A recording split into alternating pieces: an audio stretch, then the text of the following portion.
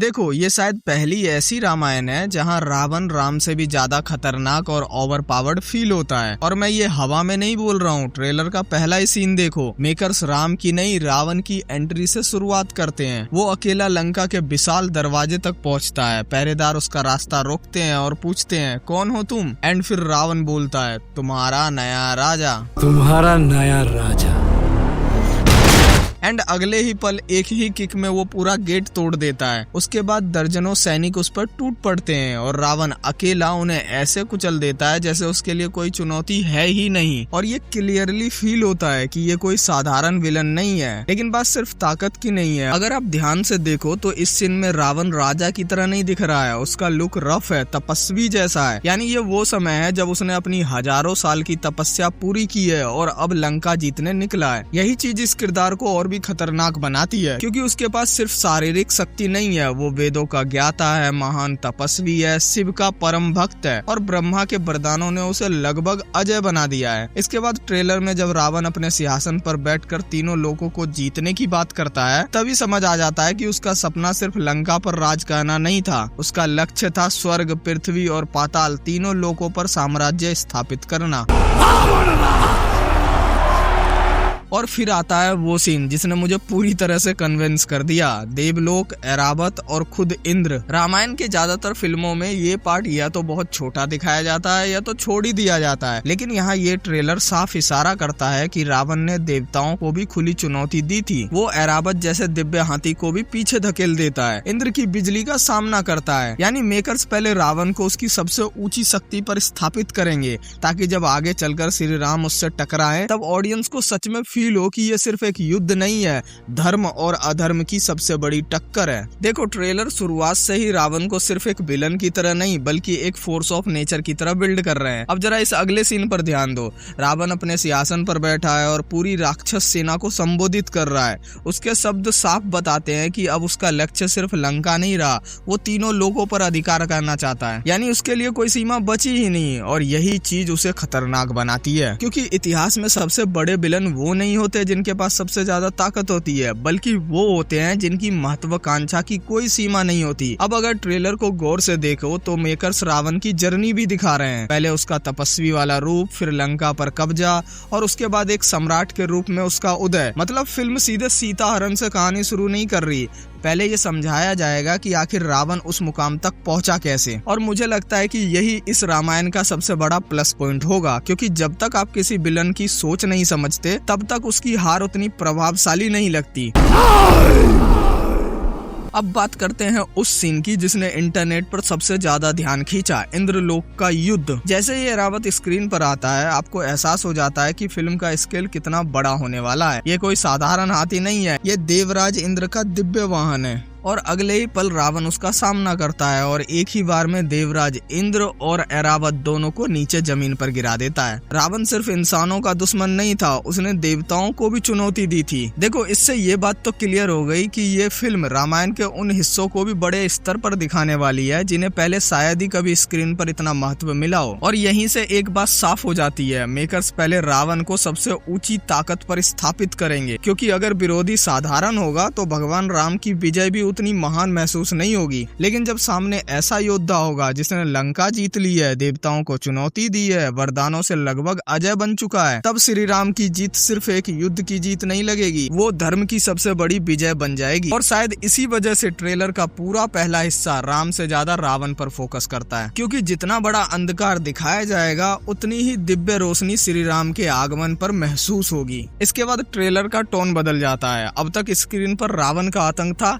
लेकिन अब पहली बार उम्मीद की झलक दिखाई देती है। एक बेहद खूबसूरत शॉट में भगवान विष्णु नजर आते हैं। मुझे सबसे ज्यादा जो चीज पसंद आई वो ये कि मेकर्स ने उन्हें एक साधारण इंसान की तरह नहीं दिखाया। उनके चारों तरफ एक कॉस्मिक दिव्य आभा है, जिससे तुरंत एहसास हो जाता है कि ये कोई सामान्य पात्र नहीं बल्कि स्वयं पालन करता है। अगर रामायण के संदर्भ से देखें तो यही वो समय हो सकता है जब रावण के बढ़ते अत्याचारों से परेशान होकर देवता भगवान विष्णु से प्रार्थना करते हैं, क्योंकि अब रावण को रोकना किसी देवता के बस की की बात नहीं रह गई थी। ब्रह्मा के वरदान ने उसे लगभग अजय बना दिया था। यही एक बहुत इंटरेस्टिंग बात आती है, रावण ने वरदान मांगते समय इंसानों को बिल्कुल महत्व ही नहीं दिया था। उसे लगा कि मनुष्य कभी उसके लिए खतरा बन ही नहीं सकते, और यही उसका सबसे बड़ा घमंड था, जो आगे चलकर उनकी सबसे बड़ी गलती भी बनी। और यहीं से भगवान विष्णु निर्णय लेते हैं कि इस बार युद्ध किसी देवता के रूप में नहीं बल्कि एक मनुष्य के रूप में लड़ा जाएगा। और फिर ट्रेलर हमें लेकर जाता है अयोध्या, जहाँ महाराज दशरथ पुत्र कामेष्टि यज्ञ करते हुए दिखाई देते हैं। ये सिर्फ एक धार्मिक अनुष्ठान नहीं था, यहीं से पूरी रामायण की शुरुआत होती है। यज्ञ की अग्नि से अग्नि देवता प्रकट होते हैं और दशरथ को दिव्य खीर प्रदान करते हैं। वो खीर कौशल्या, कैकेयी और सुमित्रा को दी जाती है, और यहीं से जन्म होता है उन 4 राजकुमारों का, जो आगे चलकर इतिहास बदलने वाले थे। लेकिन उनमें से भी एक ऐसा था जिसका जन्म सिर्फ अयोध्या का राजकुमार बनने के लिए नहीं हुआ था, उसका जन्म हुआ था धर्म की रक्षा करने के लिए। और फिर पहली बार ट्रेलर में भगवान श्री राम की एंट्री होती है। कोई जोरदार बैकग्राउंड म्यूजिक नहीं, कोई over the top slow motion नहीं, बस एक शांत आत्मविश्वास से भरा हुआ दृश्य। वो आंखों पर पट्टी बांधकर सिर्फ आवाज के आधार पर निशाना लगाते हैं। यही इस सीन की सबसे बड़ी खूबसूरती है। मेकर्स यहाँ राम की ताकत नहीं, उनके नियंत्रण, धैर्य और एकाग्रता को दिखा रहे हैं, क्योंकि राम और रावण में सबसे बड़ा अंतर यही है। रावण अपनी शक्ति का प्रदर्शन करता है, जबकि राम अपनी शक्ति पर नियंत्रण रखते हैं। मैं अपनी सीता को वापस लूंगा।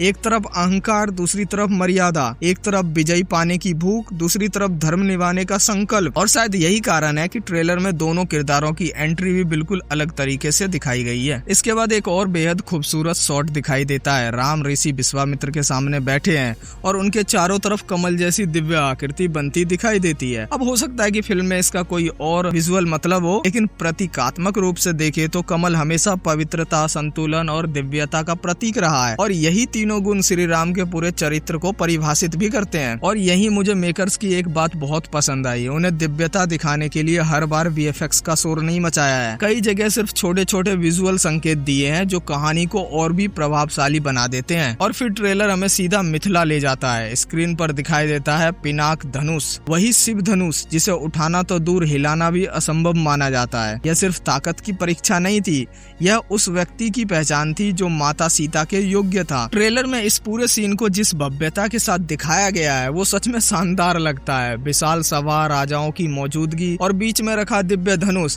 अगर ये पूरा सीक्वेंस ट्रेलर जितना ही दमदार फिल्म में निकला तो यह बड़े पर्दे पर सबसे यादगार मोमेंट्स में से एक हो सकता है। लेकिन ठीक इसके बाद कहानी अचानक एक भावनात्मक मोड़ लेती है। कैकेयी, 2 वरदान और 14 वर्षों का वनवास, यही वो फैसला था जिसने पूरी रामायण की दिशा बदल दी। अब यहाँ मैं एक बात जरूर कहना चाहूंगा, अगर कोई निर्देशक इमोशनल सीन्स को सही तरीके से संभाल सकता है तो नितेश तिवारी का नाम सबसे ऊपर आता है। उन्होंने पहले भी कई फिल्मों में भावनाओं को बेहद सादगी और असरदार तरीके से दिखाया है, इसलिए मुझे सबसे ज्यादा उम्मीद इन्हीं सीन से है, क्योंकि रामायण सिर्फ युद्ध की कहानी नहीं है, ये त्याग की कहानी है, ये वचन निभाने की कहानी है, ये उस बेटे की कहानी है जिसने राजगद्दी छोड़ दी लेकिन अपने पिता का सम्मान कभी नहीं छोड़ा। इसके बाद एंट्री होती है शूर्पणखा की। अक्सर लोग उसे सिर्फ एक साइड कैरेक्टर समझते हैं, लेकिन अगर रामायण में से शूर्पणखा को हटा दिया जाए तो शायद राम और रावण का युद्ध कभी होता ही नहीं। ट्रेलर में भी साफ दिखाया गया है कि वो श्री राम को देखकर मोहित हो जाती है, लेकिन राम मर्यादा का पालन करते हैं, और जब शूर्पणखा का क्रोध माता सीता की ओर मुड़ता है तब लक्ष्मण उसकी नाक काट देते हैं। यहीं से शुरू होती है एक ऐसी चेन रिएक्शन जो आखिरकार लंका दहन और रावण के अंत तक पहुंचती है। यानी अगर रावण इस कहानी का सबसे बड़ा विलन है तो शूर्पणखा वो चिंगारी है जिसने पूरे युद्ध को आग में बदल दिया।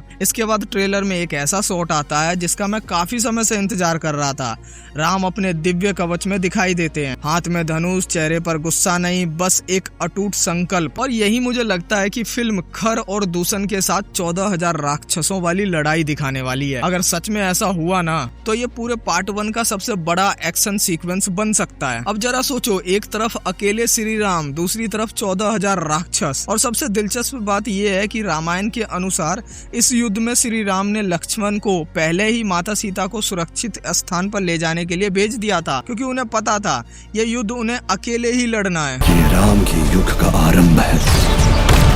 यही बात श्री राम को बाकी योद्धाओं से अलग बनाती है। उन्हें अपनी शक्ति साबित करनी नहीं होती, उन्हें सिर्फ अपना धर्म निभाना होता है। और शायद इसी वजह से ट्रेलर में भी उनका चेहरा बिल्कुल शांत दिखाई देता है। कोई घबराहट नहीं, कोई जल्दबाजी नहीं, जैसे उन्हें पहले से पता हो कि परिणाम क्या होने वाला है। फिर ट्रेलर में जटायु की एंट्री होती है और सच कहूँ ये मेरा सबसे फेवरेट सीन था। जटायु का डिजाइन, उनके पंखों की डिटेलिंग और रावण के साथ उनकी टक्कर, सब कुछ बहुत सिनेमैटिक लग रहा है, क्योंकि ये सिर्फ एक पक्षी नहीं था, ये उस दोस्त का फर्ज था जिसने अपने प्राण देकर भी सीता माता की रक्षा करने की कोशिश की। तो कुल मिलाकर अगर सिर्फ इस पहले ट्रेलर के आधार पर बात करो तो मुझे लगता है कि मेकर्स ने शुरुआत बिल्कुल सही दिशा में की है। रावण तीनों लोगों का स्वामी है, तो तीनों लोगों के सामने उसका वध करूंगा। उन्होंने सिर्फ बड़े बड़े VFX शॉट्स नहीं दिखाए, बल्कि यह भी दिखाने की कोशिश की है कि इस कहानी के हर किरदार के पीछे एक इतिहास, एक उद्देश्य और एक भाव है। हाँ, ट्रेलर देखकर पूरी फिल्म का फैसला नहीं किया जा सकता, आखिरी फैसला तो थिएटर में फिल्म देखने के बाद ही होगा। लेकिन एक बात जरूर कहूंगा, अगर फिल्म इसी क्वालिटी, इसी डिटेलिंग और इसी इमोशनल स्टोरी टेलिंग को आखिर तक बनाए रखती है तो शायद हम भारतीय सेना की सबसे यादगार पौराणिक फिल्मों में से एक देखने वाले हैं। बाकी आपकी क्या राय है, कमेंट करके जरूर बताना। क्या आपको भी लगता है कि यह अब तक की सबसे भव्य रामायण बनने जा रही है, या फिर आपको ट्रेलर में कोई ऐसी चीज लगी जो और भी बेहतर हो सकती थी? अपनी राय नीचे कमेंट सेक्शन में जरूर बताना, क्योंकि मैं हमेशा कमेंट पढ़ता हूँ। और अगर वीडियो पसंद आई है तो वीडियो को लाइक जरूर कर देना, एंड चैनल पे नए हो तो चैनल को सब्सक्राइब भी जरूर कर देना। और मुझसे 1 to 1 बातें करना है तो इंस्टाग्राम पे आ जाओ, डिस्क्रिप्शन में लिंक होगा। बाकी मिलते हैं नेक्स्ट वीडियो के साथ, तब तक के लिए bye bye, tata, take care, जय हिंद, जय भारत।